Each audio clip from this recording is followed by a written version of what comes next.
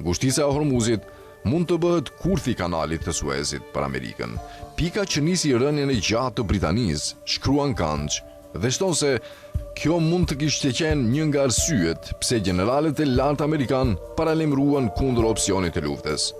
Një president që premtoi të japë fund luftrave të pafundme dhe që bëri fushat për uljen e çmimeve të karburantit, vështirë se mund të pretendojë mosdije për këto fakte bazë. Kjo shihet qartë në deklaratat shpesh kontradiktore të Trumpit për ngushticën e Hormuzit. Ato lëkunden mes një vetbesimi të shtirur, duke treguar mungesë strategjie koherente dhe një model reagimesh të improvizuara. Fillimisht, Trumpi sugjeroi që marina amerikane mund të shoqëronte cisternat e naftës. Kur u vlerësua se kjo ishte shumë e rrezikshme, ai u bëri thirrje vetë cisternave të tregonin guxim dhe të kalonin ngushticën. Më pas, ai u kërkoi vendeve të tjera të dërgonin anije luftarake për të siguruar kalimin.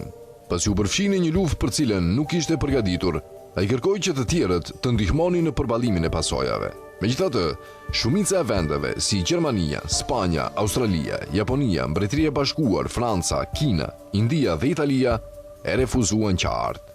Kjo tregon se, pavarësisht varësisë nga energjia e gjirit, këto vende nuk duan të përfshihen në një luftë që shihet si në shërbim të interesave të një vendi tjetër, shkruan Kanç.